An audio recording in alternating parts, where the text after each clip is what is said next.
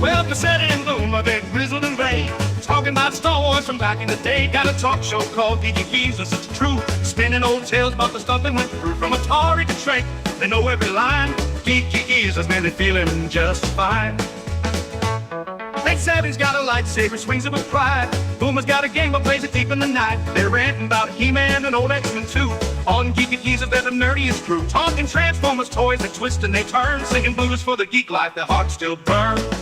Oh, Geeky Geezers, they're living the dream, talking comics and movies, they're busting the scenes. From Battlestar reruns to D&D lore, they're preaching the gospel of geek evermore. Pacelli and Boomer, they'll never grow old. Geeky Geezers with hearts made of gold. They're sitting in the studio, mics turned up loud, reminiscing about Super Friends, feeling so proud. Pacelli loves Spider-Man, Boomer's for Hulk. They argue about Star Trek with passion and both. From Betamax tapes to their old D20s, Geeky Geezers where the nostalgia flows. They got fans in the chat, from the young to the old, tuning in to hear stories that never get told. Talking Ghostbusters and Proton Packs, toys in the box, and Saturday mornings with cartoons that rocks. Pacelli and Boomer, they're keeping it real. Geeky Geezers with that old school feel.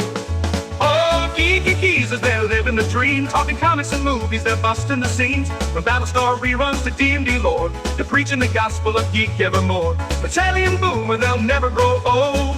Geeky Geezers with hearts made of gold. They're singing the blues for the games that they play, for the VHS tapes and the arcades that pray. But the spirits are young, though their hair's turning white. Geeky Geezers keep the nerd fire alight, so tune in each week to the Geeky Geezers show, where Pacelli and Boomer let the good times flow. From X-Files to X-Men, they're dropping the news, singing praises of geek life with them old blues. Pacelli and Boomer, forever they'll be Geeky Geezers living wild and free.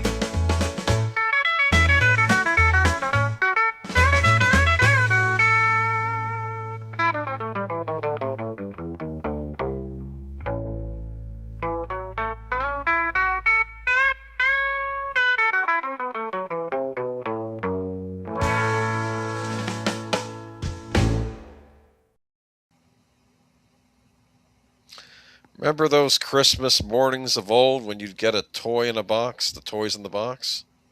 Oh, yeah, absolutely. Did you have a favorite as a child? Gosh, there were so many. Was it one of those Well, Spider-Mans? No, I think because sometimes it was like big boxes that were, real exciting. So like the Death Star playset, the Atari 2600. Oh. Stuff like that. Yeah. The AT-AT. Cool. How about you, Netter? I'm sorry, what was the question? Toys in the box on Christmas morning. Oh, well, I got more because I was a girl, so I got more dolls and clothes. Were they in a box?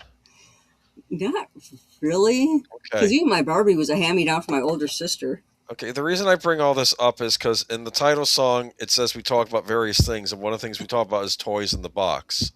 So I thought this would be the appropriate time, especially around the holidays, So I'm just saying. Welcome, everybody, to the Geeky Geezers. I'm your host, Agent Boomer. This is my co-host, Pacelli. Hello, hello. And this is my other co-host, the Geezette, Netter of Netters Network. Good evening. And here we are, kind of the post-Christmas... I wouldn't say it's funk, would you? I think we're still rather jolly, right? I would like to think so, yeah. Okay, but and if we're not, we just drink. No, that'll happen when the Netflix Warner's deal is finally finalized. That's when I'll be just. Right. I'm terrified, man. I guess we'll find out in the new year. I don't even want to think about it. Okay, but welcome everybody to Geeky Geezers, and let me say hi to Big Al, who I guess is first. I will be on this coming Friday with him on his channel. We were going to be doing Robin of Sherwood episodes. I guess the third and fourth episodes of season 3. And that should be starting at 7 p.m. Eastern Standard Time. So, yeah, I think. Double check on that. But welcome, everybody. Me and my monkey, 735. You were on to Good make to us see you, talk. me and my monkey. I know you can't stay, but thank you so much for stopping in. It's always great to see you in the chat. As long as it's not a chimpanzee. Favorite Marx Brothers movie, Ender's Public Domain. Okay, that was you. Thank you, Netta. Yeah. See you in the chat. Chat is now open to everybody. That was me, not him. I'm sorry. Yes. Jessica Hardo, welcome. Let me see. Deleted scenes, welcome. And I remember with the Space 1999 Eagle transport primarily due to the large box size. I got a hand-me-down of one of those, actually. You know, I think that came with the Death Star set. I'm like, I don't remember this from Star Wars. That's what I was thinking as a kid. Yeah. You know, came with the Death Star place that I inherited. Yeah. Christmas not over until Epiphany, January 6th. Well, I don't know. People might never. They're tearing everything down. We were going to try to look at the Christmas lights recently. It's like everything's down already. It's like, come on, leave it up for a little longer. Netter's Network chat is now open. Oh, wait. Never mind. I actually can say tonight, Lynn Greenwell, welcome. We have many an interesting topic to discuss tonight, don't we? Yes, we do. Okay. And Jonathan what are we going to talk about today? We're going to talk about the good old days, and I guess we're going to bring up our presentation. Oh, yes. I'm sorry. I forgot I got to do that. Oh, okay. Lay down on the job. There we go. There we go. Oh, let me... Pay cut. Oh, I got to go. No, I'm getting rid of it. Okay, so here we go. I keep hitting things. Okay. And for tonight's good old days... This is what happens when I leave you in charge of a button. Gosh. I love this movie. I'm telling you, and God created woman. It's been remade, I don't know, a couple of times. Like Rebecca De Mornay was in one of them, right? Which I love Rebecca De Mornay, but honestly, the movie itself not nearly as good as this one. The 1950s original, which I decided to watch this afternoon. I had time. I'm like, you know what? I better educate myself. And man, that the English they spoke back then, I could not figure out hardly anything they were saying. But I assumed just based on what they were doing is about running a boat shop, right? And they were, boat cleaning services. And no, yeah, I'm kidding. It has subtitles, French. Okay. 1950s, Saint Tropez, France. Knowing what she wants, Foxy Juliet Hardy, an 18-year-old orphan, and it's important that we say 18 years old, right? Taken in by a strict, moralistic couple, is the talk of the town. Spending her days working in a small bookshop and her nights dancing the cha-cha at the local nightclub, Juliet dreams of leaving her fishing village with Antoine Tardot. Yeah, I know. A handsome shipyard owner, interested in giving in to the romantic advances of the would-be sugar daddy and millionaire shipping tycoon Eric Carradine. At the same time, Michel, Antoine's sweet and sensitive younger brother, endures insults, hoping to make statuesque Juliet love him. Now, 3 men vie for her affection, but the undecided heart searches for an escape. Can beautiful Juliet make up her mind? I got to tell you something. This movie, I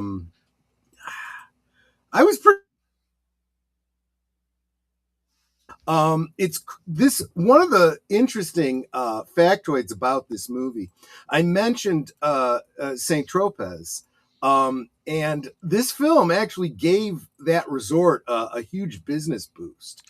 Turned it into kind of a fashionable... Saint-Tropez. Whatever. I'm not real good with French. You got to know that. I wasn't really listening real close to the people talking when I was watching this particular movie. Yeah. So anyway, you were going to say, I didn't mean to interrupt you, Boomer. No, it's fine. And welcome, Geek Flag. But yeah, we were talking about this, and yeah, okay. This is this is her when she's all tousled after the boat caught on fire. And yes. There's a looks like a steamy scene that was cut from the movie because of the time. Of course, this movie still got into a lot of trouble at the time it came out. But yes, this came out in the early 50s, so it was considered.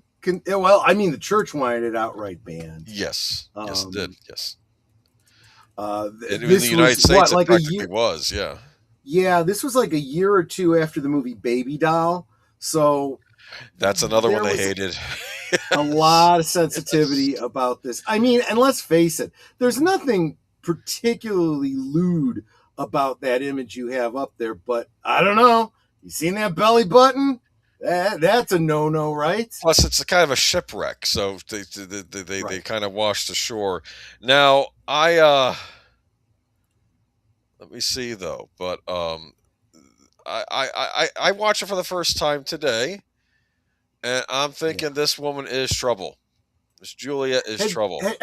So you had never seen this one before. This one is kind of a classic. That's This why I one, thought I'd better watch it, because I'm going to sound ignorant of my film, because this is the sort of thing I I've might have never watched seen in it, film so classes. there we go. Okay. Oh, interesting. Is this Well, considered this French New Wave, or is this prior to French New Wave? Maybe it's prior to that. I don't know. But yeah, it's probably prior to French New Wave. That was a big film movement in France. But, yeah, I don't know it might have been proto. What time period that would 60s, encompass. early 60s. Yeah. What I can tell you is that this film does appear as part of the Criterion Collection. It's specifically Spine number 77. That's how I found it, because it was on HBO Max as part of, they have some Criterion. Aha, there you go. That's how I checked it out. And there's sort of like, I don't want to say a love triangle. There's like 3 men interested in this woman in this movie. There's Antoine, who doesn't treat her too seriously, which she figures out by overhearing him in a bathroom, basically, that was he talking about having to marry the niece of somebody who was working for her. So have your fun with her. I guess she's the village bicycle. Everyone has the ride, that sort of thing. Which exactly. I don't know if she has this reputation deserved, but apparently everyone in town just thinks that she's a woman of easy virtue. It does seem to be implied that she is not as promiscuous as everyone believes her to be. They make certain assumptions about her. Yes. Simply based on her appearance. That's what I assume too, because I'm like, well, we don't really have any evidence of her. Like, she likes to dance. Right. And I think what's also very important is she is young, which of course, goes hand in hand with her being attractive, but it also there's a degree of immaturity. She doesn't know what she wants, so she needs to figure out what the heck she actually wants before she can truly go after it, right? Well, here's the thing. I get the idea, everyone in this town, like, she's going to get sent back to the orphanage run by nuns, I believe, right? That she's I'm sorry, she has got to stay there till 21, because she's not taking the bookstore seriously, which is really a fancy newspaper stand. It's a periodical building. She likes to go out clubbing and stays out past midnight, that sort of thing. So I mean, what am I looking at here? I don't think I'm looking at anything that is that absurd for a woman in Europe. I mean, maybe in the 50s this was scandalous. I don't know, but it seems like by the time we get to James Bond era, this is more common just to see women out, getting to some trouble, maybe. But there was certainly a push from the 50s into way into the 70s. This women's liberation concept, where women should be able to do whatever it is they want, and I'm not sure that that's played out the way that people expected that it would. No. But nonetheless, that was the trend at the time. It's there's always give and take, I guess.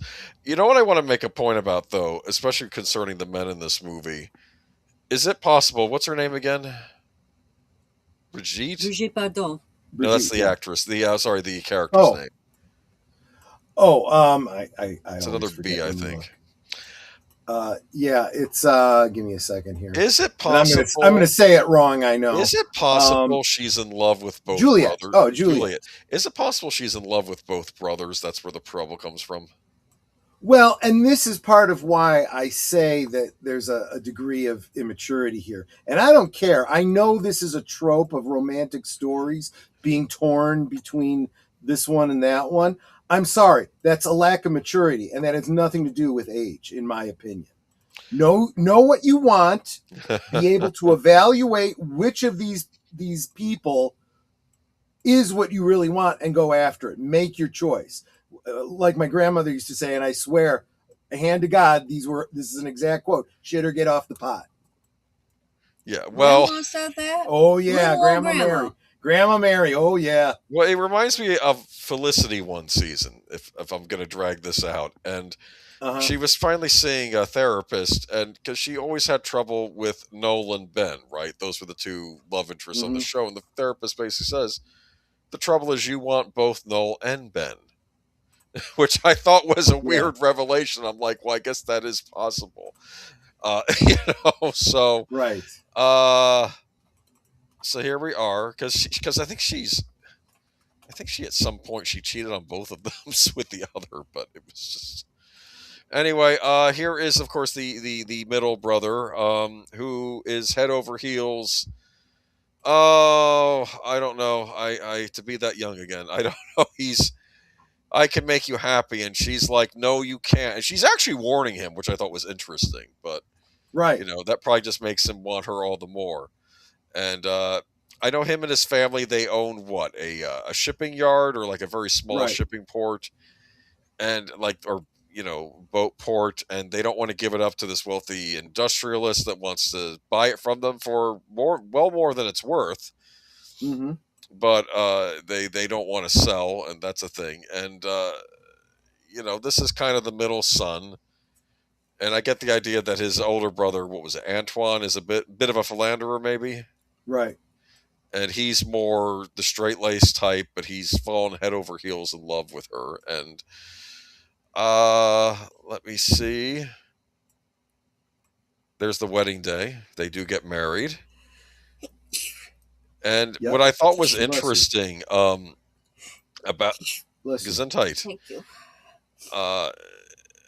I think he's not feeling well. Like they go up to the bed, like the family has a dinner all set out for them after the wedding. Kind of guess like the wedding dinner or whatever. And like they go up to the bedroom, and well, they do the deed. But to be fair, there's nothing really scandalous about this. They're married now. I mean, this is consummating their relationship. It's not like they actually show it. They imply. Well, even if they imply it, though, they're married at this point. I mean, I know it's maybe they didn't wait for the night to set in before but I mean, it's and it's funny. She goes down afterwards and she says, "Okay, I'll have this, and this from the family dinner." Takes it back up to the bedroom, which I thought was funny, but I don't know. I mean, she's an orphan, so I don't know. And bless you. Did you feel bad for any of the characters in this movie? I guess that's what I'm asking, because you're the one that was going to talk. During some parts of the movie, yeah, I kind of felt bad for her, but again, try not to be judgmental of the naive girl who. Thank you for the $2 super chat from Nate. God bless you. There you go. Thank you, sweetie. But I don't have a great deal of sympathy for the men in this film, and I think that's by design. I think you're supposed to kind of see it more from her point of view. Here's what I think. I think with this younger brother, I think what she's trying to tell him, I need passion, okay? I need you to be more passionate about me. You're not being passionate about me. I do love you, but you're not being passionate about me. Whereas Antoine, I guess, would be the more passionate, but doesn't love her in the way she needs to be loved. You understand? I'm getting my impression, because like even when she's like, "Oh, I'm tired. Okay, I'll let you sleep in it. I'll go to the bus." And I always says, "No, you're the husband. Tell her we gotta go." He wasn't doing that. Okay, so and this is the eternal problem for guys, right? This is you get this all the time. They say one thing, they mean another, and you're supposed to know. And you'll even hear women say this. You've known me this long, you should know. It's a damned if I do, damned if I don't. If I don't do what you say you want, you get mad at me. But if I listen to you and do what you say, I'm supposed to know you mean otherwise. Yeah. And of course, there's all the whole contention too, where everyone's trying to talk him out of marrying her. You know, including the parents. I think I think he talks to the parish priest, says, "No, I don't think that's a good idea." And it's like everyone's kind of giving their 2 cents on this situation, but he still marries her. Right. And I just don't. Which really does come down to my personal opinion of other people's advice. I have no problem with people giving advice, and especially on something as important as this. If you care about somebody, if they're in your family or whatever, you have an obligation to give your advice. But at the same time, they are the ones that have to live with their decision. So you then turn around and you support whatever decision they make, regardless of whether they take your advice or not. Yeah. So, but she's young. I think that's what it basically boils down to. Maybe a little immature for her age, perhaps. At 18, Yes. I mean, I had the impression that back in the 50s that women matured, men and women both, I think, matured faster. I think we tend to look back at that time and expect that they did. I'm not sure that was entirely true. I think by the 50s, you were starting to see children starting to be a little bit more holding on to their childhood longer, being coddled a little bit. Well, that's by my their point, and I parents. think as time goes on, that lasts longer and longer. Yeah. That's my impression. Now there's people in their 30s that still haven't grown out of what used to be adolescence back in the 50s, Stop wearing your pajamas to restaurants, please. Sorry. Oh God. I'm sorry. Right. Don't get me started. I saw it the other week. I'm like, dude, those are pajama pants. Or in this case, stop You wearing are pajamas to teenagers. bed. I mean, that is mature, wow. I wear pajamas to bed. Yeah, well, she doesn't, obviously. Okay. Oh, I see. In the case of this picture, well, that's it. But I mean, again, it's France. I'm not judging, and it's again, they are married at this point. I'm not. There's no scandal here, but I don't know. The mom said against it. I guess the father out of the picture. I think I saw him in one scene, or maybe it was like an uncle or something. I don't know, but yeah. Yeah, I don't remember a father. Don't remember anyway. Yeah, maybe he was passed on at this point. The sons are running the business. Oh, wait, I ran out of pictures. But it's a great movie. Like I said, Criterion Collection. This is one of those movies I would say you need to see. It's a lot of controversy on release. I think did get a lot of blocked in the States, but there's nothing. Here's what I don't understand, though. There is nothing clearly shown in this movie. Now, I think there is one scene where it's apparent that she had the affair with the brother, but they don't show anything. I think they show them embracing, right, and then you see her buttoning up in another scene. Now, obviously, adults can make the leap there, and right, and I think even the mom confesses. I don't know how the mom figured out that the older brother had done the deed with her. Did she overhear something? I don't know, but I don't remember either. You've actually seen it more recently. Well, no, I was watching it today because I felt. Well, no, I mean I took my history of film class at college, and it was. I do also want to point out that, for all that we've been saying, talking about, controversy and, banning and stuff like that, it's got a PG rating. Keep that in mind, too. Yeah, I have to watch Baby Doll next, though. That had, the actress in that. No, that was, Pretty Baby. Oh, it was okay. No, Tennessee. It was Tennessee Williams wrote it. But it was a movie. Hold on, who was in it? Give me a moment. I'm going nuts here. Give me one moment. All right, Baby Doll, and Carol Baker. That's who was in that. And I'm a big fan of hers. Because she showed up later in her career in a lot of these Italian movies, like at the late 60s, early 70s. She shows up in one called Baba Yaga, right? Interesting. And I'm like, you don't look like Baba Yaga at all. Carol Baker, you got a little bit of gray in your hair, which isn't fooling anyone. And I think she's going around like saying, like she appears to herself, I'll grant you anything you want to wish. And I'm like, you don't want me to say what I want you to grant for me, okay? 'Cause I'm sorry, Carol Baker's a very attractive lady, and even her.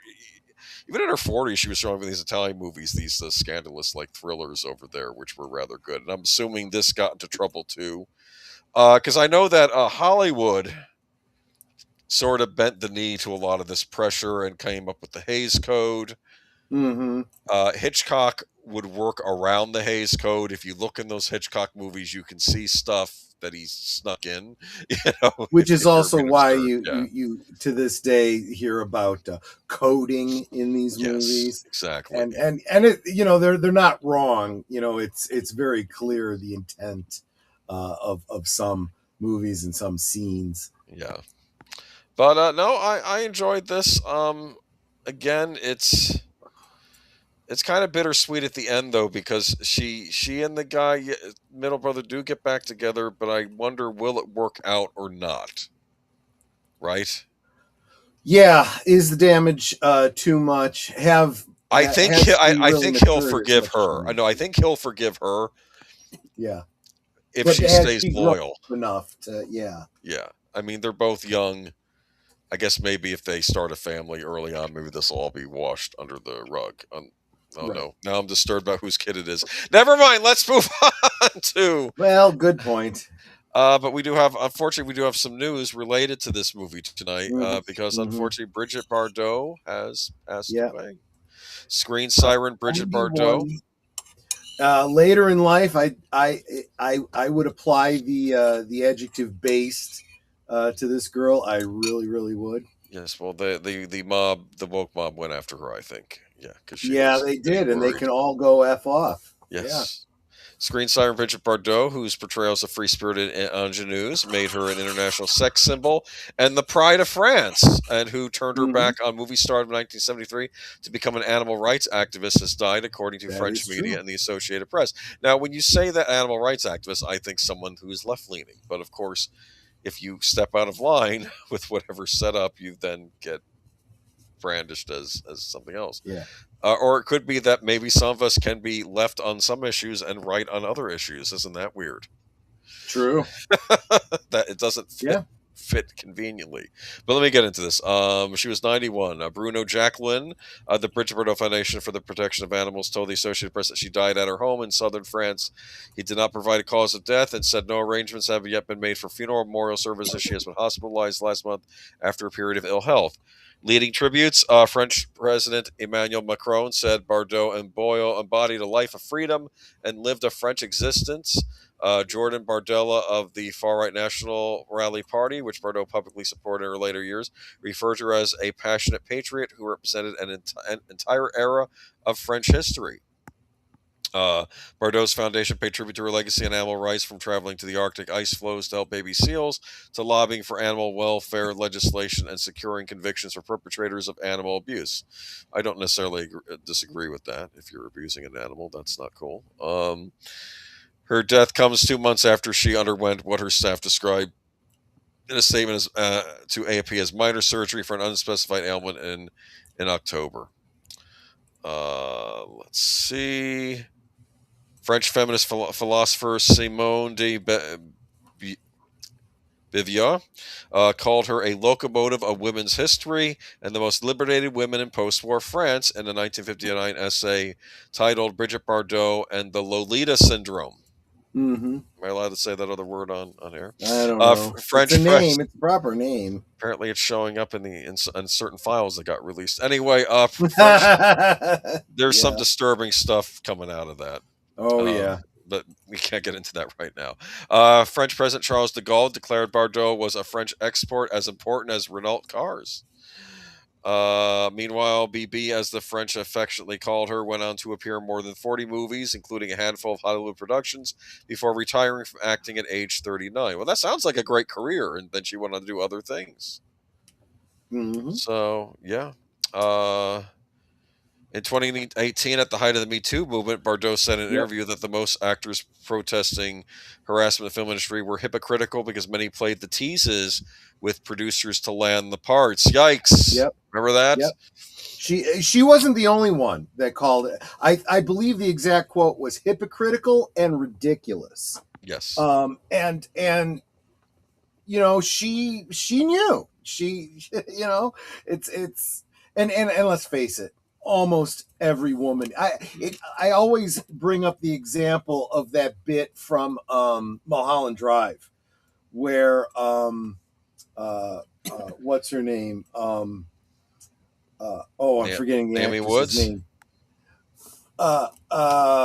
I don't remember now, but No. she's talking to the older woman about her history and backstory, and she's like, "Oh, Coco. sure, dear." Yeah, Coco, right. That's what I'm thinking of. And she's like, "Sure, dear." And it's like,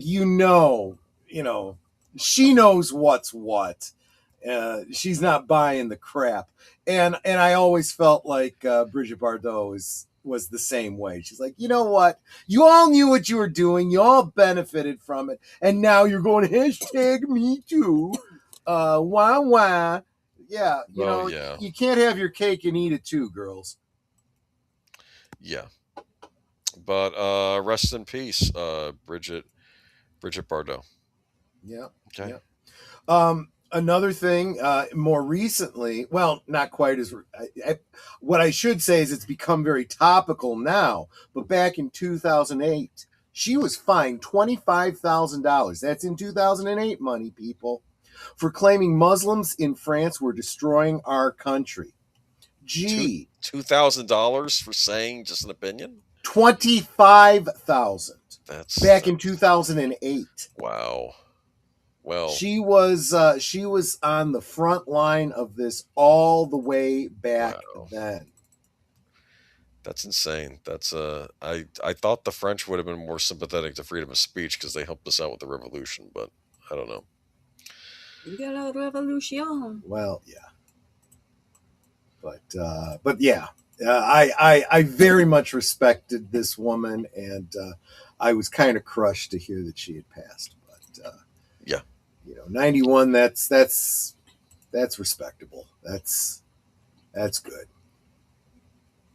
All right, rest in peace, Brigitte Bardot. Yep. Oh, now we get into gaming. Yay. Anything left to say on Brigitte Bardot? Okay. Vampire the Masquerade Bloodline 2 developers really didn't want the game to have that name. The original Vampire the Masquerade Bloodlines, which was released in 2004, is widely celebrated as one of the best role-playing games ever created. Did you hear me on that? Were you familiar with this game back in the day, actually? I don't know. You might have been. I looked it over. I wasn't terribly impressed with the animation, and I saw some game footage of it, and I was like, people loved it back in the day. The original, not the new one. Yeah. I have to wonder how much of that was the brand recognition. Like the people that like everything that you slap the name Star Wars on. Looking at you, the acolyte. Well, but and I'm not saying that Bloodlines was anything on that level. I'm just saying that I was a huge fan of Vampire the Masquerade, the tabletop role-playing game. When I saw this, I just didn't feel like the tabletop role-playing game translated real well into what I kind of saw as a kind of railroady type of video game. Well, I don't know. I mean, it's okay. I just I know that back in the day, my brother had it. He was a big fan of it. It was a okay. It was I mean, it was. I want to say an early pioneer, I guess, in more the 3D style role playing games, and there were little things like you could go. Like I think you had to. There's this one guy keeping body parts in his basement in one part, but he wasn't even a vampire. He's just some nut job, I mean, because I guess which I think is a clever storytelling element, because it's like you expect all the vampires to be the monsters, only to find out what? No, they're serial killers and other things. Just like in the real world, there are serial killers and there are bad people. But apparently, this game has been a disaster.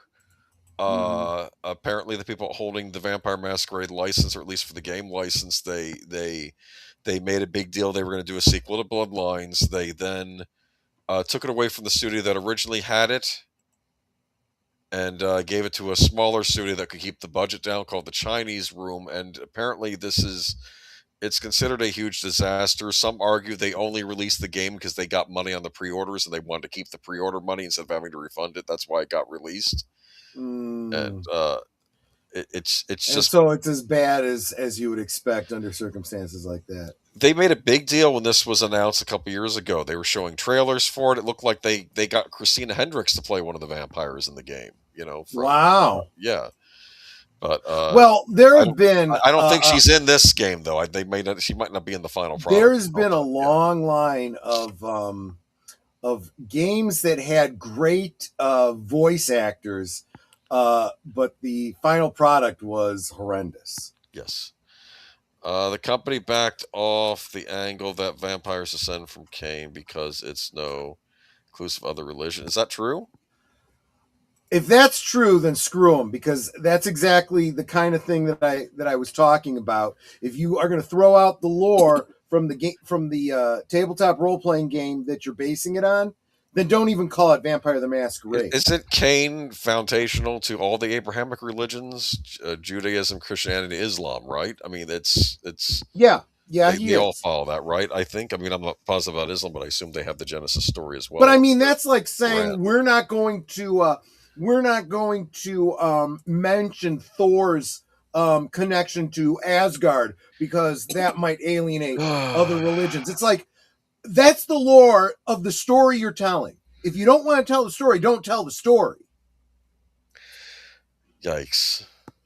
Anyway, and let's face it, the idea that Cain is the first vampire literally is made up by the writers of Vampire the Masquerade. That's not like it's some Judeo-Christian it's what from the Bible. Did. Yeah, it's what they did in their own lore for the game. Yes. It's like how in the Command and Conquer games you had the Brotherhood of Nod. Remember those? Now, I agree with... Yeah, exactly. I agree with Lynn. Personally, that was one of the details I liked about the Requiem. No one knows for certain what the origin is. I always took that as, regardless of whether or not Cain was the first vampire, that's their religion. That's their lore, belief yes. in mythology. You know? Yes. You know, I talk about Jesus, and you could say that's fiction. Well, I can't prove it, but that's the story, right?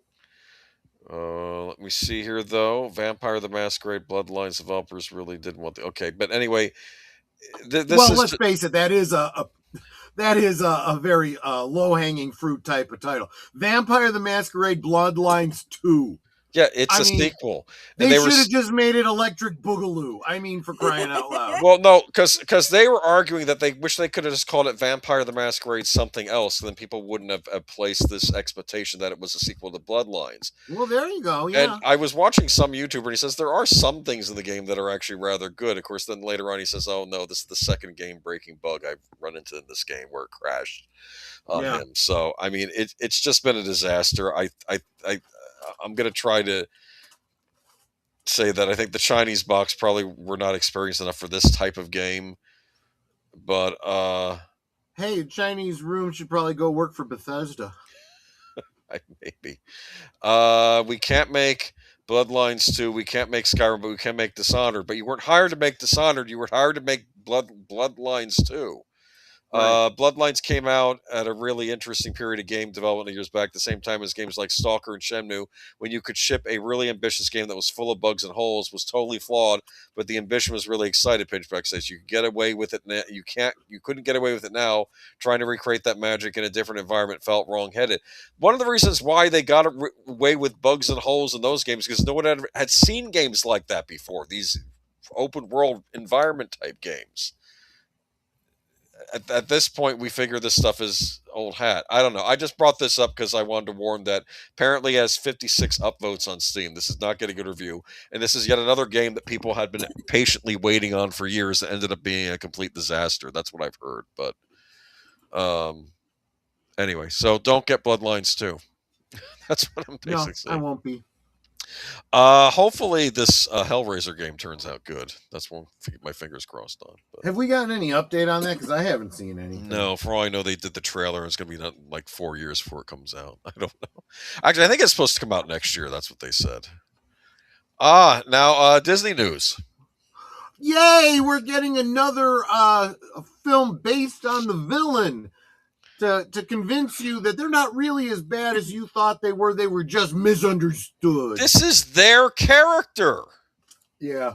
I don't think Gaston is in the original Beauty and the Beast fairy tale, is he? No, they made him up for the Disney version because they needed a regular villain in the movie as well. Right. Because Disney likes to have their villains, so they made up Gaston. Gaston kind of has become popular over the years, especially the Disney theme parks, because he basically he's always showing off his muscles and stuff, and he's always saying, "Yeah, you gotta do some push-ups." Like he'll taunt the guests and stuff. Right. Disney is hoping that audiences will want to be guests for a live-action Beauty and the Beast spin-off. The studio is developing Gaston, a feature based on the story's villain character. The Hollywood Reporter has confirmed. Plot details have not yet been disclosed for the movie that is still in early stages. You don't cast Henry Cavill in this role. What's the point? That's what I'm thinking. But Dave Callahan penned the latest draft for the live-action film after Kate Herrin and Briony Redmond worked on the previous one. Michelle Redgwin is set to produce. This is not sounding good to me. Adapted from a French fairy tale, the original Beauty and the Beast was a sensation. It hit theaters in 1991, becoming Disney's highest-grossing animated title at the time. Story focuses on Belle, a young woman agreeing to live with an arrogant prince who has been transformed into a monster and has a limited time to earn the true love that will break his spell. It won 2 Oscars from 6 nominations and holds the distinction as the first animated movie ever nominated for Best Picture. Richard White voiced Gaston in the animated film. The studio released Bill Condon's live-action version of Beauty and the Beast in 2017 with Emma Watson as Belle, Dan Stevens as the Beast, and Luke Evans as Gaston. Right. He's the one that was in Dracula Untold. And it would be really smart for them to bring back Luke Evans for this so that you could claim it to be a sequel or prequel, I should say. They won't do that. Well, then they're they're not going to do that. They're going to, but again, it's like, oh, this is the story you thought you knew about Gaston. This is your character. Right. This is not, are we going to get a story of how the mass control program was really misunderstood? Is that going to be their next project? Right. No. I mean, I don't understand. Disney has recently continued to prioritize live-action remakes of its classic animated properties. This includes a live-action take on Tangled being back in active development after THR reported in April that the film's progress had been paused in light of the Rachel Zegler and Gal Gadot's live-action Snow White underperforming at the box office. Yeah, I heard about that. Since then, Disney had a massive hit with the live-action remake of Lilo and Stitch, while Barry Jenkins' prequel movie Mufasa: The Lion King has had a strong showing when it debuted late last year. I heard that wasn't good. The studio has had successes over the years with live-action spin-offs focusing on villains of animated movies. This includes 2014's Angelina Jolie-led Maleficent, highlighting the antagonist from Sleeping Beauty, and Emma Stone starring in 2021's Cruella as the villainous Cruella de Vil from 101 Dalmatians franchise. How do you do something from Cruella's point of view? Why? No, it's not how. It's why. Why do you do something? She likes to make coats out of puppies, right? I mean, that's right. I don't think when Walt Disney made which that makes movie, me think of that parody song from The Simpsons. See my vest, made from real gorilla chest. I remember that. Yes, that's on. It's funny. See my loafers, former gophers. there was I have songs in the key of Springfield, which on CD, which was all the songs from The Simpsons, and it came out a little after the songs in the key of X, and I think the whole reason was because I called it songs in the key of Springfield was that it was riffing on the X-Files CD that came out a little while ago, and it was all songs from the X-Files, like the Planet of the Apes musical was in there. Remember that? Troy McClure was in the Planet of the Apes music. Will Disney ever make a new animated film? Well, they do these new animated movies like they did Zootopia 2. Unfortunately, I know what you're saying. You're saying, will we ever get a traditionally animated Disney movie again? Probably not. People thought they might have found a sweet spot with this one short they did, which sort of had a 2D look, but was still 3D animated. Oh, guys, you guys are going to be lucky if you don't start seeing AI-generated art from Disney at this point. No. I have to say, too, Princess and the Frog was the last shot at that, because they did release that, and that was a traditionally animated movie, because they had stopped for a while, and they said, okay, let's try making one and see how it does. People seem to want them back, and then it didn't do well at the box office because it lost to Chipmunks the Squeakquel, the Chipmunks movie sequel. So it lost to that. So I don't know what to tell you. I'd like to see more traditionally animated Disney tales, but I don't think they're ever going to happen. I don't even know if I don't think they have the talent anymore for that. Yeah. Because you have to. This is drawing. I mean, doing this stuff on a computer is a different animal. I mean, maybe they could, but they'd have to rebuild a whole studio from the ground up probably to make that. I don't think they're gonna. Moving on to let's see here. Moving on to? Oh God. You're getting some of these stories we're getting tonight. I cut from last week's show because we had too many, but since it's been a dead news week, I figure okay. The only reason I bring this up is because Rian Johnson, I feel, has been dead silent about Last Jedi since it came out 8 years ago. Yep. And now finally he opened up his mouth because he had the new Knives Out movie come out recently, so he must have been asked about The Last Jedi. So I'm going to read to you his comments. Feel free to interrupt if I make something. Well, I will make one note based on what you just said. I find it interesting every time he talks about Knives Out.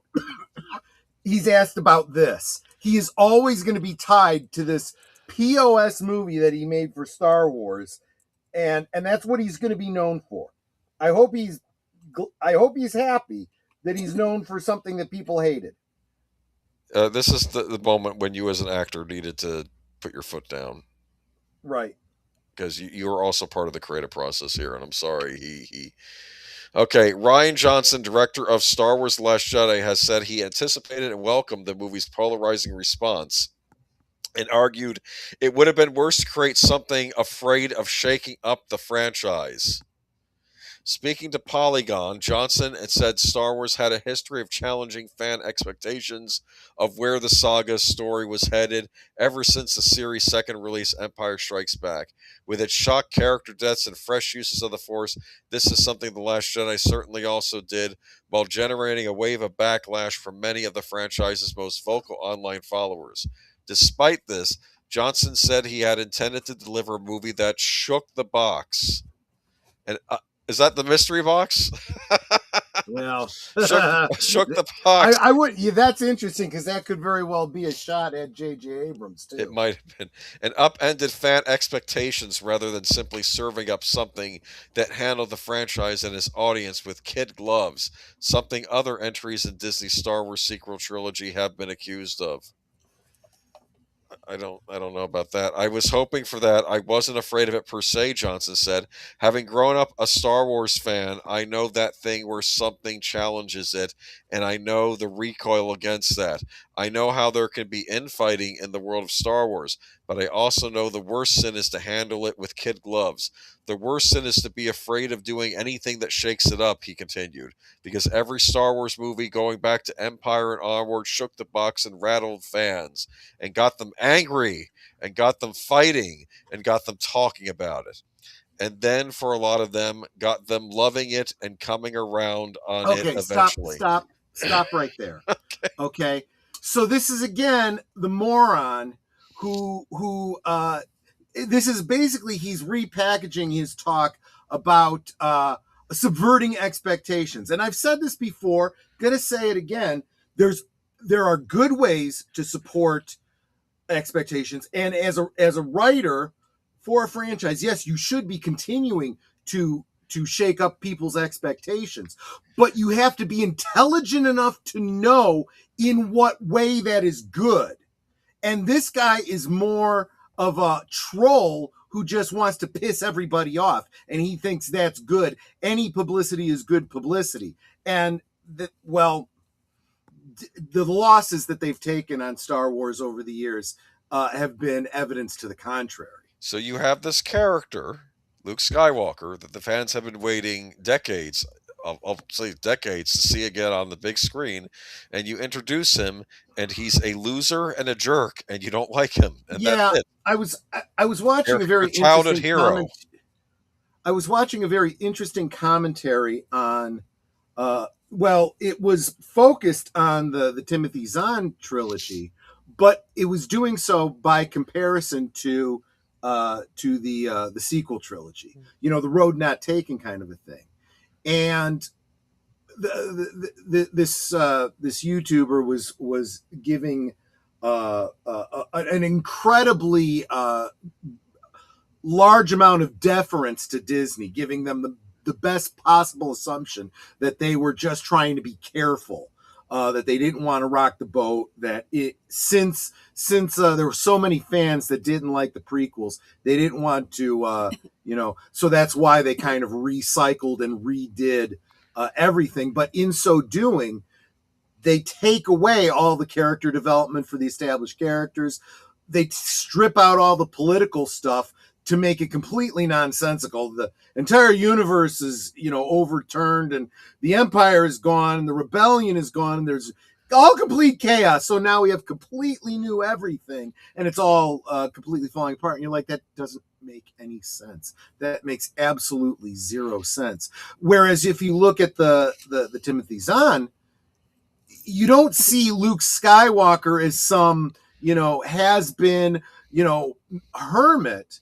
What you see is and reverting, right, and giving up all of his earned experience. Instead, he's got all this experience, and now he also has all this responsibility on his shoulders.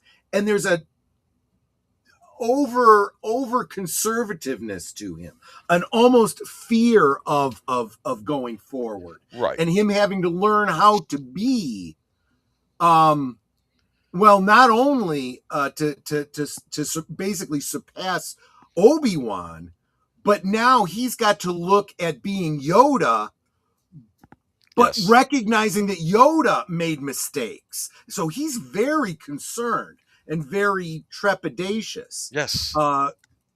Going like where no Jedi has gone before, in a sense, right? Well, that's for Leia, right. You've got Leia, yes, and a continuation of his maturity, not a regression and starting over again. Like going, right? It's nihilism. Oh, were the Jedi really any better than the Sith and all this other nonsense he said in the movie? It's like, no. And yet, but you can kind of explore that through him, right? And have him say, I'm going to forge a different path, while still, training the next generation. You still have this as a handing it over to the next generation, right? Yeah, I mean, it's very clear when you watch the end of Force Awakens that there was going to be a time that it was written to basically saying there'd be a time gap between this movie and the next movie, because you have Finn, he's like in a coma, right? Because he gets damaged trying to protect Rey. You have Rey going to Luke Skywalker, assuming that he'll be that she will train her to be a Jedi over the next couple of years, and then it would pick up a couple of years later. And the First Order took a lot of damage with that base getting blown up, so I assumed we were gonna have a time jump like between the original Star Wars and Empire, right? And that you assume that, and then Rian Johnson does it like 2 hours later. Yes, go ahead. Yeah. Yeah, you assume that there'd be basic storytelling and logical, and you don't get that. And unfortunately, what you get, as Lynn points out, sequel trilogy, and it's 50 years later rather than 25. So you got all this time in between, and you're like, what the hell has happened in the past 50 years? And just questions keep mounting up and mounting up and mounting up to the point where people go, fuck, I don't care anymore. I still don't know what planet got blown up in The Force Awakens by the Star Killer base or whatever. And why it matters. I thought it was Coruscant. I thought it was Coruscant at the beginning. I'm like, is that Coruscant? And they never said what planet got blown up. And how did Anakin Skywalker's lightsaber get found? And what happened to Luke's hand? And all of these other things that, were explained in Heir to the Empire, just saying, Well, yeah, there was a wonderful critique of this movie by, and I think it was Entertainment Tonight, but it was a Canadian Entertainment Tonight, where this guy went on a rant saying, and this was a guy coming from a guy that was in support of Disney Star Wars, and he liked The Force Awakens, but then he gets this thing, he's like, no, there's stuff set up that you didn't cover, and he just... Well, that's the other thing, too. You look at both the prequel and the original trilogy, you have a true trilogy where you have a story arc. You may or may not like the prequel, but at least it's a consistent story that makes sense Yeah, there's still plot holes, but it's very clear that it was planned out from the beginning. Definitely true with the original, which is kind of ironic considering you get a standalone movie in Star Wars. There didn't have to be 2 sequels to it, but they still work perfectly. Go. Let's look at another trilogy by a different filmmaker. Back to the Future. You got a trilogy there that's kind of like the original trilogy of Star Wars, where you've got a first movie that stands on its own. You really don't need any sequels, but they did 2 sequels that make for great story arcs. All of the characters make sense in their development. The progression of the story makes sense. This, even put aside the fact that these are Star Wars movies with a history before them, you've got 3 movies in a trilogy that don't even fit together with each other. You literally they don't. You have J.J. Abrams lay down basically a retelling of Star Wars. Okay, fine. Then you got Rian Johnson coming in and trashing everything the guy before him did, kind of giving the middle finger to everybody, both behind the camera and in front of the camera. And then you got J.J. Abrams coming in trying to fix the crap that Rian Johnson did. And I'm not, trying to run interference for JJ. He's a moron, but he did the best he could with that last movie after what he was left with. Rian Johnson said years ago that he wants half his audience to hate his works. This take is common to postmodernist artists. The more noise you create with your art, the better the art. This is not some indie movie you're making. This is a major blockbuster that's created to sell merchandise and also theme park tickets. This is supposed to be a postmodern, as much noise as possible. Exactly. I think the next series of Star Wars movies should be written by Yoko Ono, for crying out loud. The Fly, yes. Sequels are not canon, period. Couldn't agree more. Couldn't agree more. If you ever watch, not to get off topic, but there's a video clip of John Lennon performing with Chuck Berry, 2 legendary rock and rollers, right? And then Yoko Ono keeps interrupting the song with her weird yelling or something, and you see Chuck Berry's face, and he's getting pissed. He is getting angry, and I'm with him. It's like I'm doing something with your husband, and you're screaming your nonsense. Well, and that. For any fans that have looked at that, they look at that and they're like, she's the reason the Beatles broke up. I don't care what you say or what other elements there were to it. She was a problem. She was a troublemaker, and she pretty much ruined everything she touched. So, and that's Rian Johnson too. We're not done yet. I have to read something else by him. Sorry. Oh, wonderful. Johnson continues comments on The Last Jedi by equating its handling of Star Wars lore with how he has attempted to carefully handle the subject of religion in the upcoming Wake Up Dead Man and Knives Out mystery. People who are raised outside of faith sometimes think it's this touchy thing that you have to handle with kid gloves, he said. I grew up very Christian. It was a very personal thing for me. I'm not a believer anymore. I'm no longer a Christian, but when I was... You're constantly rattling the box for yourself. You're constantly being offended by things. But then it's not like that just shuts off the real world and how it challenges your beliefs.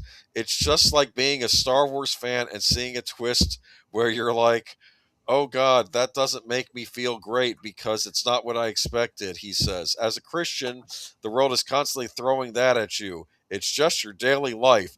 Assimilating that is how you grow. That's part of the purpose of both fandom and religion. Comparing a fictional series to a religion, he can go F himself. He really can. Because there are completely different rules involved here. It's only alive when it's interacting with the world. What is he talking about? The Amish don't interact with the world. Their religion's alive. I don't know what he's talking about. I just... Well, look, I mean, trying to read any kind of meaning into the dumb crap that he's saying, I mean, his work speaks for itself. He is a failure in terms of Star Wars. That by every measure, So anything he says is pure copium on his part. Yeah, it's just I thought this was important though, but I cut it last week because I'm like, do I want to give this man attention? But at the same time, I have to know what's going on. What is the reasoning behind just blowing up the franchise? I didn't understand this. Because he's a troll. Because he is a troll, and he has zero respect for fans of Star Wars, and he likes to piss people off. No, he's an asshole, is what he grew is. up as a fan of Star Wars. Just like Leslie Headland. What's your favorite Star Wars? I love all of the Star Wars. No, she doesn't. She went on record as hating the prequels. Yeah, but anyone who even makes a comment like, I love all of the Star Wars is, that tells you everything you need to know about the moron. Anyway, there was no picture with this article, so I just provided the Luke with the... No, that's a perfect picture. That perfectly represents anything Rian Johnson related. This wouldn't be on a good old days because it's not the good old days, but I remember when I saw this in the theater. Here is my thoughts. When I saw Force Awakens, I thought, okay, Abrams is playing it safe. He's doing his... Look, we got to get back to being able to sell toys and action figures to the kids. I mean, it was serviceable. I didn't think it was great. Han dies. I know that got a lot of people angry, but let's be honest. I expected that to happen. I expected someone from the original cast was going to get killed. And Han was the most logical choice. They're going to kill off Han because they're not going to kill off Leia and they're not going to kill off Luke. So they're going to kill off Han. Right. And then, not that they had to do that. They didn't. But I just figured that seems to be a trend and then we get I didn't like the fake out with Rey because I kept thinking Finn was the one with the Force, and then they switched it around on you, and I'm like, well, that came out of nowhere. And I kept thinking Rey was going to be some kind of cloning project or something to make an ultimate Force user. That's why she knew how to fly. Again, every time the fans have a fan theory, it tells you that they are more intelligent and have better ideas than what these morons in Hollywood are actually doing. Yes. Well, that's the whole thing, is they never listen to the fans, and the fans are like, this is what we're looking for. This is what we want. We're telling you. See, that's where you're mistaken. They listen and do the opposite because they have such contempt for the fans. They purposely want to do the things that piss off the fans and drive them away. Isn't that just Disney? It's all of the postmodernist entertainment industry now. Well, they have to figure out a way to ruin Gundam, okay? First, I might argue Gundam Seed that already, but anyway, okay, no, I'm kidding. Gundam is another beast, but yeah, that's Netflix is doing Gundam movies apparently. So, is Netflix still doing them, or is it going to somebody else? I'm the wrong person to ask. We did an article months back. I forgot what I read because I don't know. These things take too long to come out now. All right, now we move on to James Cameron, a true artist. I'm sorry. I think of what's happened to the Terminator movies. Mm-hmm. He promoted the heck out of Terminator Genesis. I don't know if it's called Genesis. I always pronounce it Genesis because it had a Y. I'm good with that. It makes. And I thought it was stupid that they put a Y in it. Okay, why are you putting a Y in the word Genesis? I'm just going to call it Genesis. They don't know how to spell. Yeah, probably, or they can't copyright. No, they were trying to be clever. They purposely. It's not clever at all. But we look at that and go, that just tells us, because after you've seen the movie, you're like, yeah, the movie is just as bad as your spelling. So, So here we go. James Cameron's remake of 59-year-old sci-fi classic gets exciting update. James Cameron offers a promising update on one of his forthcoming projects, a remake of the 59-year-old sci-fi classic Fantastic Voyage. I think this makes sense because that's a Fawkes property, which Disney now owns. The 71-year-old filmmaker just theatrically released his latest movie, Avatar: Fire and Ash, the sequel to 2009's Avatar and 2022's Avatar: The Way of Water. But Cameron still has more planned, oscillating between directing and producing. Released in 1966 and directed by Richard Fleischer, Soylent Green, 20,000 Leagues Under the Sea, Fantastic Voyage follows an intrepid crew who are shrunk inside a submarine so they can journey into a scientist's bloodstream to attempt to save him from a blood clot. Fantastic Voyage stars Stephen Boyd, Raquel Welch, Eben O'Brien, Donald Pleasance, and Arthur Kennedy. I mean, that's a cast right there. Yeah. Classic cast. Who are you going to get to replace Raquel Welch? Ariana Grande. They'll just throw Ariana Grande in there just to bug me. Okay. Cameron's remake of Fantastic Voyage has been gestating since the early 2000s at least, but says he's been actively working on it right now. You know what kills me? Fantastic Voyage could be remade, especially with how medicine has advanced so much over the decades. They could probably do something with this, but I don't trust Cameron. That's my problem with this. But what do you think? Why are we doing sequels? I mean, remakes. I don't understand it. Because and especially Cameron. He has always prided himself on doing original things. If you're going and doing remakes, then just retire, man. Just retire already. I'd rather rewatch Inner Space. I forgot about Inner Space. It's basically a comedic retelling of the same story. We just watched that one too. Yeah, we did. Ariana is no Raquel, you don't say. That's my point. I was trying to think who's the anti-Raquel they would throw in this thing, or maybe Kristen Stewart. That would be. No. What's not Ariana Grande? The other one from Wicked. What's her name? Oh, Cynthia Erivo. Yeah, they'll throw. Yeah, her in that would be it. That's who they'll choose. That's who. Well, she could be in the Arthur Kennedy role. Yeah. Arthur Kennedy's funny. He's in one of my favorite horror movies of all time, Let Sleeping Corpses Lie, also known as The Living Dead at Manchester Morgue. And he plays an Irish-American cop, somehow promoted to detective in the English countryside in the early 70s. Don't ask me how that happened, but he has wonderful lines in that movie. Like, he goes, the one guy says, because the zombie kills somebody, but they think it was a murder. So the one hippie guy says, "Look, man, I had nothing to do with this." And he says, "It's a funny thing, whenever there's been a murder, no one ever had anything to do with it." You don't find that funny? Yeah. Okay, never mind. All right. Agent Boomer, is James Cameron finally done with his blue? No. I should have found the article. I read an article this week. No, he's going to make them as long as he can because he believes in the message. And he says, as long as I'm making these movies, the message will get out, which I guess is about conservation or environmentalism or something. So, about how Americans are bad. Yeah. That's the way it goes now. Let's face it. Americans are bad. White people are bad. Men are bad. Well, the funny thing is, you said stop with the remakes, and some people argued, well, wait a minute, this latest Avatar movie, what's different this time around from the last movie? It's like the same thing. Like the characters all got reset to where they were, and they didn't learn anything, and now they're doing the same thing over and over again. Okay. That's why with Michael French. I watched the second Avatar movie, and it's like, okay, it was okay. Okay. But then when they said there was a third one, I'm like, yeah, I'm done. The only thing interesting about the third one is apparently it has one of the blue aliens is also evil, like from another tribe, but that there's a bad tribe of them out there. So, I don't know. I guess the fire tribe, do they have different elements? Is that how they're set up? I don't know. I didn't see the last one. Last one was the water tribe, right? That was. I saw the first one begrudgingly. I've had no interest in seeing any of the others, to be honest. Avatar is just Dances with Wolves. I've heard that. Yeah. Okay, moving on to Billy Idol. Yeah, you're a fan, right?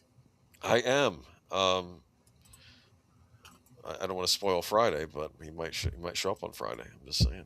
80s rock icon 70 announced as 2026 rock headliner at Popular Music Festival. Yes, Billy Idol was already on the books for 2026. The 80s rock legend 70 has been announced as the rock headliner for Lakefront Music Fest in Prior Lake, Minnesota, where he's scheduled to perform on Friday, July 10th, 2026. Does this man take breaks? He's on tour all year. I don't know. I kind of have the feeling that he's at that stage in his life where he's like, I don't have a lot of time. I don't have time to stop and take it slow. I need to get everything done I want to get done. Gotcha. The festival confirmed Idol on its site and promotional materials, which also lists the event as a 2-night fundraiser with Keith Urban topping the country lineup the following evening on July 11th. They must have maybe they have a rock and roll night and a country night the next night.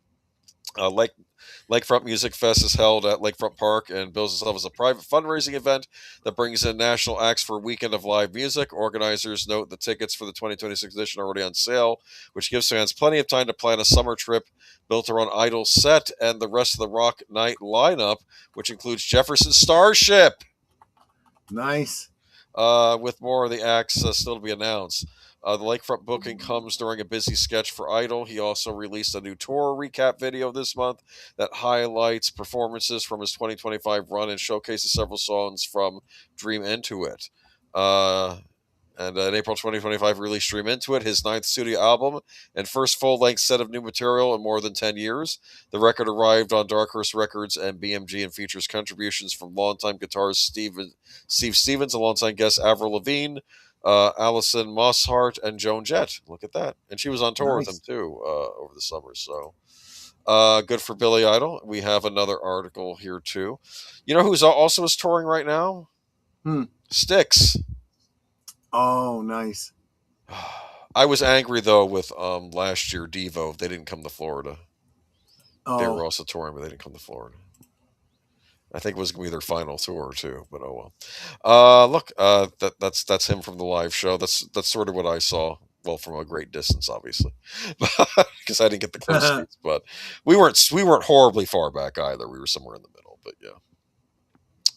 So Billy Idol has released a music video for Too Much Fun, which features clips from his 2025 tour. The footage captures performances at Talking Stick Resort Amphitheater, Bridgestone Arena, Budweiser Stage, Wembley, OVO Arena, Madison Square Garden, Red Rocks, Greek Theater, and the Forum. The rocker wrapped up his tour with a show on November 30th in Mexico City. Too Much Fun appeared on the musician's 9th studio album, Dream Into It. Dark Horse and BMG released in April. This marked the first full-length album for the... Yeah, I already read that. Okay, for the last article. But the punk rock icon doesn't have any tour dates scheduled for 2026. His 2025 run took him across North America and Europe before ending in Mexico. Interesting. Okay, I didn't realize he was in Europe, too. That's interesting. Okay. But good on him. But like I said, he will be at the lakefront next year if you're in the area and want to go see that. So, yeah. And who knows? Maybe next year I'll be doing more stuff on music because Lord knows Hollywood is falling apart on me. This is not good. No doubt. I'm terrified at this Netflix deal. Yeah, I'm still holding out hope that it doesn't happen. It's like the worst case scenario of a bad scenario, period. But that is the worst case scenario right there. It sure is. All right, moving on to... This isn't from the actual theme park. I don't know where this picture came from. I found it online. You like that? Dracula's Haunted Castle? I do. I want to know where this is, man, because, like, look at that. And if you look at the sign up top, there's Burger King up ahead, too. You got everything here. Look at that. You got a big maze. Is that real or is that... This is apparently a real place. I should have looked up where it is. But what the article is about something else, though. World's largest vampire-themed attraction planned for Bucharest. Am I saying that right? Yeah. Okay. The world's first and largest Dracula theme park is being planned for Bucharest, in Bucharest, Romania. The 875 million euro venture will offer an immersive experience across 6 unique areas, including 40 attractions, blending adventure, storytelling, and world-class entertainment for all ages. The park will be home to 6 different lands. Transylvania will include roller coasters, a traditional village and forest, while Dracula's castle will be the site of the fictional vampire's home, complete with ruins, a maze, a lake, and a bat coaster. In the Family Kingdom, a diverse range of vampire and supernatural creatures from global cultures will reside. Elsewhere, a London town zone promises to bring dark allure of Victorian London. Oh, I get it. The London town would be when Dracula was in London in the book, right? Mm-hmm. Mm-hmm. Okay. It includes vampire hunting parkour and obstacle course, a ship swing globe theater, lake boats, and a horse and carriage track ride. And the port of New Orleans, Nolans, will feature a roller coaster race with howling werewolves and Mardi Gras carnival games. Is the New Orleans in there because of Interview with the Vampire? Could be. I mean, it is the most gothic American city, so I guess Yeah. that makes sense. And artists, sorry, Dracula Land will also have its own metaverse with visitors able to use Dracula coin tokens in both digital and physical worlds. Bram Stoker's classic novel Dracula was set partially in Romania's Carpathian Mountains, hence the country's long association with the vampire. The writer researched traditional European folklore as a basis for the character. The 780,000 square meter attraction, which also includes retail and dining offerings, will be situated 20 minutes from Bucharest city center and 50 minutes from Bucharest Henry Coandi International Airport. Theme park forms part of a major development featuring 3 Dracula-themed hotels, offering around 1,200 rooms. Apparently, though, the moniker on the front is you can check in, but you may never check out. It's a joke. I'm sorry. You imagine you get in there, there's an actual vampire at the front desk. And then you wake up in the morning with a big gash on your arm and like Right. blood trickling out. I'm kidding. Or, boy, my throat is sore, and you look in the mirror and you're kind of seeing through yourself a little bit, but you see like 2 dots on your neck. You know what the funny thing is? People would pay for that. True. Man, I got bit by a vampire. It's like, okay. The theme park forms part of a major development. Okay, of hotels. Development also include an aqua park, thermal spa, a racing track, a motor park, a luxury shopping outlet, and 22,500 seat arena suitable for concerts, festivals, and events. Romania, what are you doing? Right. You're supposed to be the creepy old country, not a tourist attraction. Okay. Go ahead. Look, what else do they have though to lay claim to? This is one of their heroes, right? Yes, I mean it looks like I mean it sounds very ambitious. I'm going to keep an eye on this, see how it turns out. Yeah. Oh, wait a minute. For me, Dracula Land is a national project, a symbol of Romania can and must build landmarks, not just buildings or simple real estate projects, said Dragos Dobrescu, founder of Dracula Land, in a statement. I'm sure he's not a vampire. Okay. Yeah. Though, funny enough, we only have meetings with him at night. I'm sorry. Dragos Dobrescu. I'm sorry. I know I'm being culturally insensitive. It just sounds like a vampire name or a Bond villain name. I'm just saying. But, wait a minute. Thumb up the show. Wait a minute. Hold on. Sorry. I got lost in my track of thought. Y'all excited for the Vampire Land? Come on. What are you talking about Netflix deal for? Okay, Troy. Okay, I just came back and I see a vampire theme park with a Burger King sign. Yeah, exactly. Right. Oh, that's in Niagara Falls, and my family has been there. So that is in Niagara Falls. I'm excited. Yeah. So this was the thing that I wanted to point out. This is not the one that we're talking about. That's going to be in Bucharest. The one in Bucharest is probably might have its level of kitsch, but I think it's going to be much more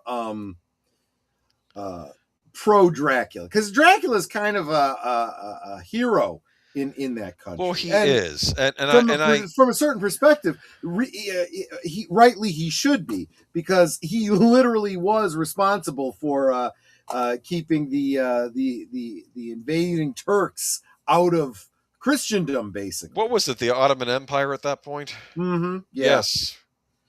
Who were, I think, allied with another country during. And when you look at his history, he had a literally tortured history. So he was. It was a very personal battle for him. This is the kind of movie I want to see them do. You know, a real historical drama on Dracula. Yeah, no, that would be interesting. I'd like to see that as well. But yeah. So there you go. There's your. There you go. Oh, wait a minute. This reminds me of an art class project I did for college where everyone comes up with a theme park by using any media, and I used drawing, painting models, and just a Jurassic Park theme. Well, they kind of made that with the recent Universal parks, didn't they? Yeah, kind of. What would I do a theme park on? It'd probably be based on Italian horror movies or something. You'd have different sections, you know. There you go. You'd have the witch, like the ballet academy with the witches. That would be one area. Never mind. I'm just Zombie Island would be another area. Just a zombie theme park in general. I don't know why they haven't done that. gosh, that could be really cool. You know, They do sort of do stuff with like with Halloween Horror Nights at Universal, where they have like they'll do stuff based on Walking Dead or something else. You know, yeah. I wonder if this past fall, if they did that 28 years later, they probably did something. You know, else. I always thought that what would be a lot of fun would be a zombie take on the laser tag, right? Where you are in a fend off all the zombies, right? The zombies are all staff people, and they're wearing, although you probably wouldn't be able to see it, they'd have to make it look like it blends into their outfit. Whatever sensors pick up the infrared from whatever you're shooting at them, and they got little earbuds that tell them when they're hit, so that they know to go down. Oh, okay, yeah, that could work. That would be really cool. That could be really, really cool. I'm surprised no one's tried that. Yeah. Well, the idea is out there, folks. Anyone that does that, yours free and clear. I lay no claim to the idea. Yes. Just do it. By the way, you know that Tasting History guy? Have you seen him? Yeah, Max Miller. Yeah, sure. Yeah, he did a whole special on he was trying to do recipes from the book Dracula. Oh yeah, he did a paprikash chicken based. Yeah. Yeah, I'd love to try it. It sounded really good. Because it was mentioned in because I remember reading the book how he kept talking about all the dishes he was eating and how he was going to send the recipe to Nina. Remember the recipe for Nina? She'd probably like to try this at home. Yeah, but yeah, because there we go. Okay, so keep an eye on this theme park, Dracula Land. All right, so. The cultural works becoming public domain in 2026 from Betty Boop to Nancy Drew. Yeah. Prediction: there will be a slasher movie featuring Betty Boop. Prediction: there will be a slasher movie featuring Nancy Drew as the slasher, because that's all they do. All right. The cultural. Okay, so a new year means a new parade of classic characters and works entering the public domain. Under United States law, the copyright on thousands of creations from 1930, including films, books, musical compositions, and more, will expire at the stroke of midnight, January 1st, 2026, meaning they will be free to use, share, and adapt after nearly a century. Yeah.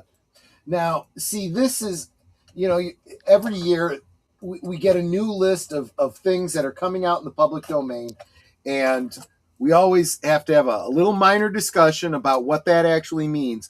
But what I do want to mention is it used to be that Disney was known for taking public domain properties, making it their own, and making them the new cultural zeitgeist for what those were. When you hear Snow White, you don't think of the old German folklore. You think of, the cartoon that Disney did, which was their first feature-length animated feature. Yes. Or you think about the horrible abortion of a film that they did in live action last year. Whatever. Well, it's funny because Harlan Ellison, he went on a rant one of his videos where he brings out a comic book and it says, Walt Disney is the Three Musketeers. No, Walt Disney did not write the Three Musketeers. That was Alexander Dumas. Right. Yes. Exactly right. Exactly right. But you do have to say, when you're talking specifically about a Disney version of something, Disney's Snow White, right? Disney's Sleeping Beauty, Disney's and Aladdin. Yes, you can say, well, that's originally folklore from such and such country. Yes, but now this movie was made by Disney, and it has trademarks within it, specific representations of these characters. Sometimes, as you pointed out with Gaston in Beauty and the Beast, an original character that is specifically Disney's, right? Now, when we get to this idea of these horror, what do you call horror parodies is what they really are of these Popeye the Slayer Man, and all these other ones. True. I just wish that somebody would take these properties, since they are public domain, and do something good with them. I could see someone picking up Nancy Drew now and starting a whole series of either streaming, a streaming series or a series of movies based on Nancy Drew now. Yes. That would be brilliant if they did that, right? Yeah, they tried doing a movie series with her years ago. I think Julia Roberts' niece was in them. But yeah, I don't know if it really took off. And they literally, because the books are going into the public domain, you could literally do, film adaptations of the books, or, streaming adaptations of the books. Yes. But I think this is my favorite crop of works yet, which is saying a lot, says Jennifer Jenkins, the director of Duke University's Law School Center for the Study of Public Domain, which has compiled an annual list of public domain entrants over the decade. This year's treasure trove features famous faces like the original Betty Boop, whose iconic hoop earrings originally took the form of floppy dog ears, and the initial version of Disney's Pluto, who first went by the name Rover. Right. So they can't call him Pluto yet. If you do your you have to call him Rover. True.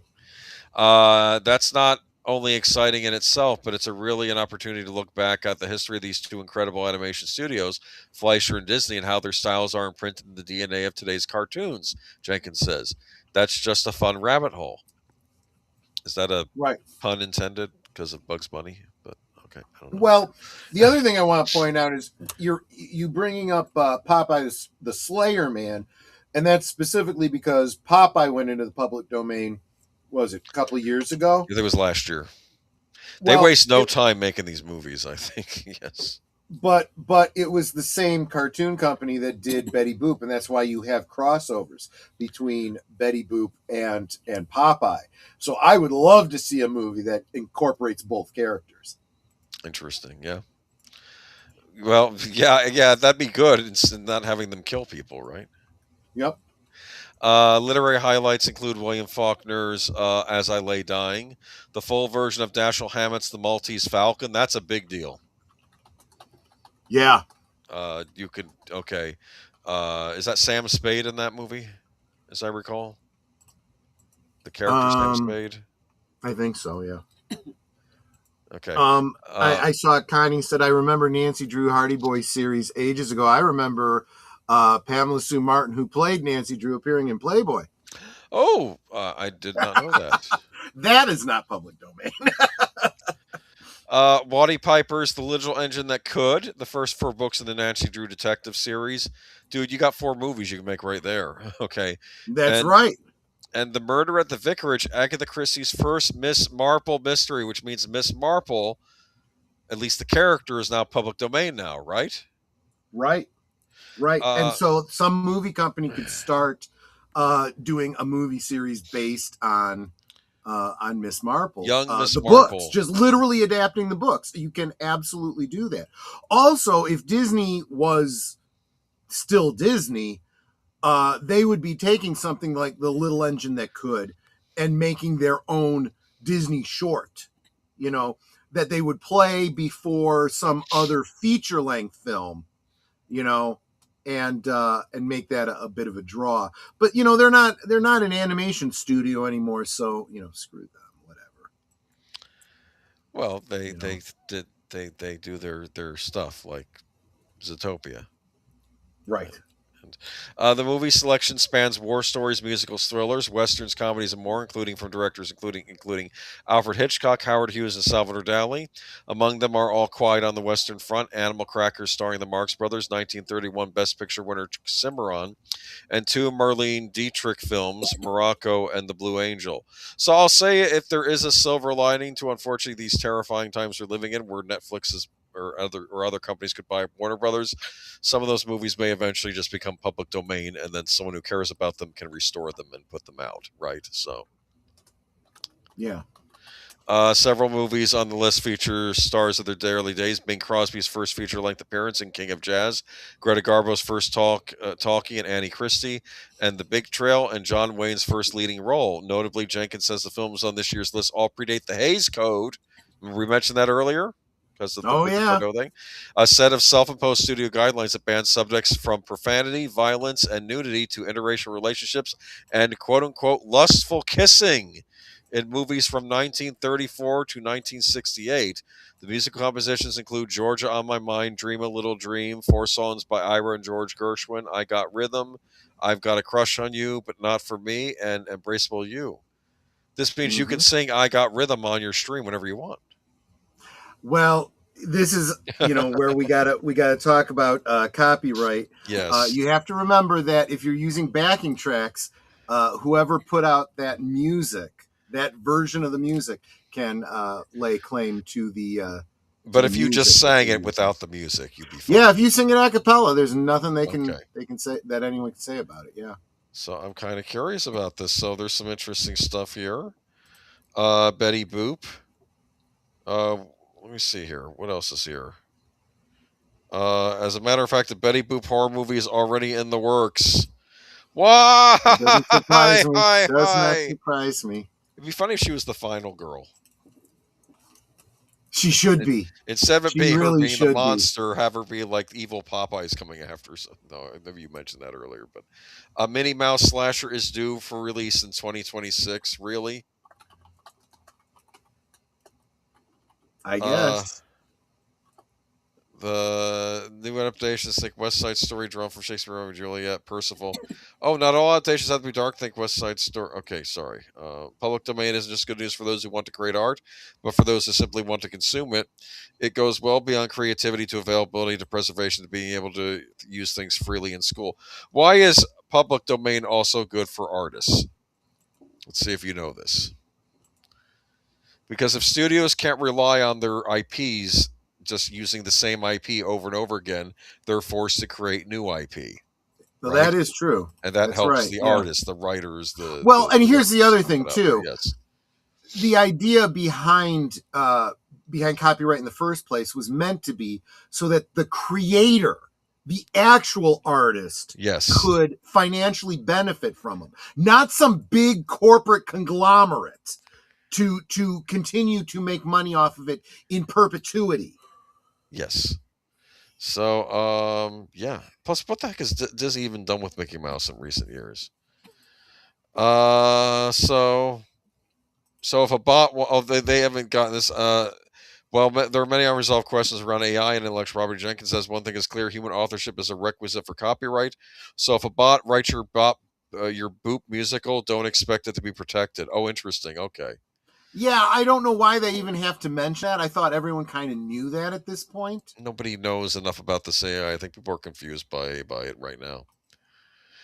But I don't know. It's kind of exciting, though. Betty Boop now public domain. Remember, Yeah, she was a flapper, correct?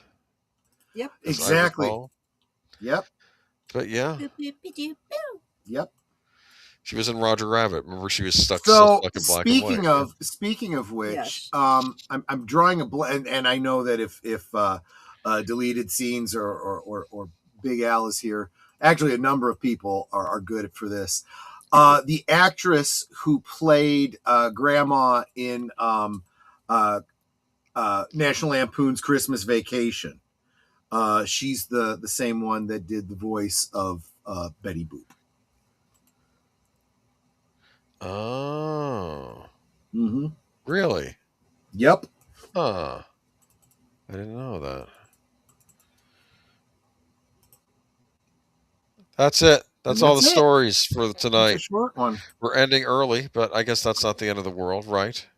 Yep. 'Cause like And I said, speaking of it's- speaking of ending early, do we have deleted scenes late night to forward people to? I'm not seeing it. Let me double check. But we can talk about things going on this week. Now, this Friday, I did want to point something out. I know I'm skipping the Friday already, but we are going to do our winners and losers of 2025 and our predictions for the new year, or maybe something we're looking forward to. Yeah, exactly. And I think we need to limit ourselves in the losers of 2025 to like, I don't know, 25 or less. It's I mean, been there was a so lot bad of this losers year. this year. It's been so. Yeah. I already know who's at the top of my list. It's probably at the top of your list too. I'm just flabbergasted. And I found myself earlier this week trying to come up with a winner, and I was getting angry because I'm like, if I'm thinking of Hollywood, you guys totally screwed the pooch this year. Nothing has impressed me.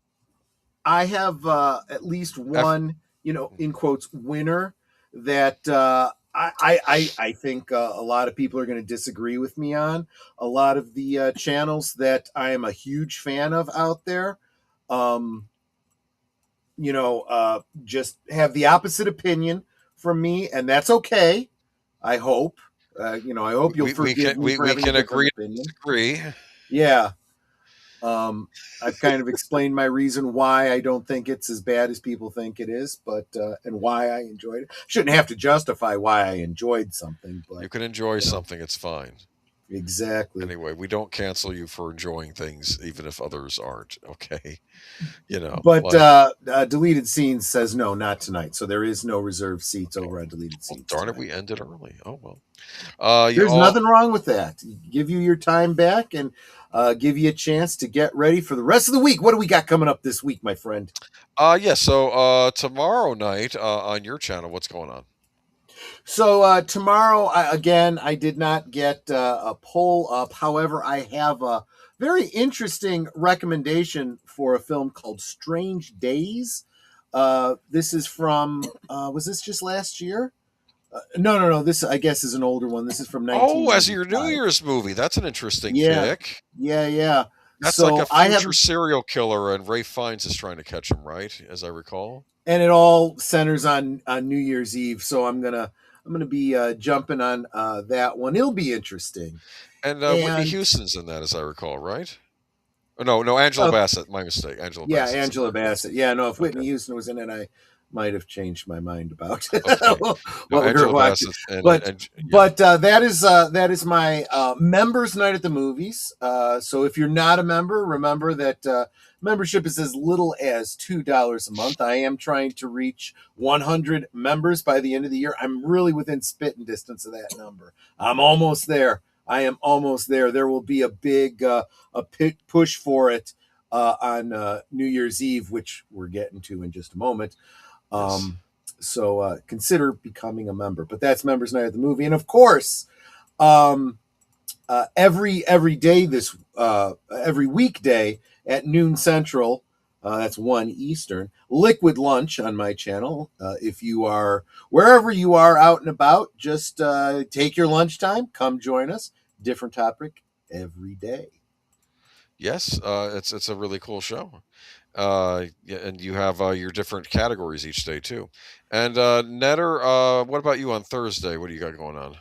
Well, on Thursday, I'm trying to line up a guest, but if he can't make it, then it's going to be just me and Troy, and y'all just shooting the breeze and talking about the new year. Yeah. If we have any plans and that sort of thing.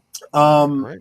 Of course, Tuesday I have my regular Sherlock Holmes. Adventures of Sherlock Holmes. The first episode of season 2, The Copper Beaches. Let's see. Wednesday night, of course, is New Year's Eve. So it is very possible that I will be doing something for New Year's Eve, probably starting at 10 p.m. Central Time. Doing an hour chat with everyone leading up to a countdown to midnight Eastern Time. And then continuing on for another hour, countdown to midnight here in Chicago. Very cool. So look for a last call special on Wednesday night. If you're not doing anything, Boomer, and you want to join me, you certainly can. We'll see. And that goes for my VIP members as well. If you guys want to come join me in the studio, feel free. Let's see. That's Wednesday, Thursday, of course. Thursday things on Netter's Network. You already mentioned Friday, last call, but you're doing something else on Friday, are you not? Yes, I will be on with Big Al of Big Al Presents, and I think we're going to be doing our rewatch of 2 more episodes of Robin of Sherwood. So be sure to tune into that. With Jacen Connery, Sean Connery's son. Awesome. I mean, he'll be on the show, not in the studio with us. Well, okay. He's welcome if he wants to pop in, though. I'm not going to, Absolutely. Okay. And then Saturday, do we remember what the film is for Big Al Presents Films with Friends? Big Al or deleted. If you're in the audience, you guys probably remember. I'm drawing a blank. I know it was one that I was kind of looking forward to, but I just don't remember. Yeah. Oh, but, I can look it up for you real quick if you'd like. Give me a moment here. Thank you so much, Wallace Lang. I'm glad to hear that you're enjoying that. And I should probably also take this opportunity to mention that next Sunday, oh yes, Pan's Labyrinth on Saturday on Big Al Presents. Next week, Sunday. Yes, that's it. After Geeky Geezers, of course, we'll forward you on to deleted scenes for his reserved seats, and then after reserved seats, I'm going to be starting a new late night stream overnight on Sundays, starting with the very first episode. We're going back to the beginning. Doctor Who, William Hartnell. We're going back to the beginning and watching it. You know, this is, I realize this is many years of Doctor Who. Of course, if I still have a channel by the time we get to the 11th Doctor and 12th Doctor, that's where we'll end it off. I won't be going any farther than the 12th Doctor. So no, I understand. That's where Doctor Who ends. He had 12 regenerations, or he had 12 regenerations, and that's it. So Moffat screwed up the numbering anyway. Yeah, that's true. I was actually going to forgive him on the War Doctor, and then he threw in another one, and I'm like, you're just messing with the audience at this point. Yeah, and just exactly. because at least you showed the War Doctor on screen. Right. And, we got to meet him for that special. So, okay, there was a hidden Doctor. I'll accept it. And then he screwed it up again. Because at least you could put a face. And then, Tennant regenerated twice or some nonsense. That Tennant being taking the slot of 2 doctors, because he wanted to wrap up how many doctors there were and make the idea of that wasn't his. No, I'm sorry. That was not his right to do. Well, when you're the showrunner at at a certain time, you were put in charge of it, so I guess he gets the right to do it. Don't get me started. But when someone else took over after him and nobody liked what was being done, the audience decided that it ended. So right. Still need to start watching Trial of a Time Lord. Yeah, well, that's it'll be a while before we get to it, but eventually I'll end up doing it. Yeah. All right. So y'all have a good week. Again, Merry Christmas. We're still in the Christmas season, and Happy New Year. All right. Happy New Year. Happy New Year. Take care, everyone. Bye-bye. Bye-bye.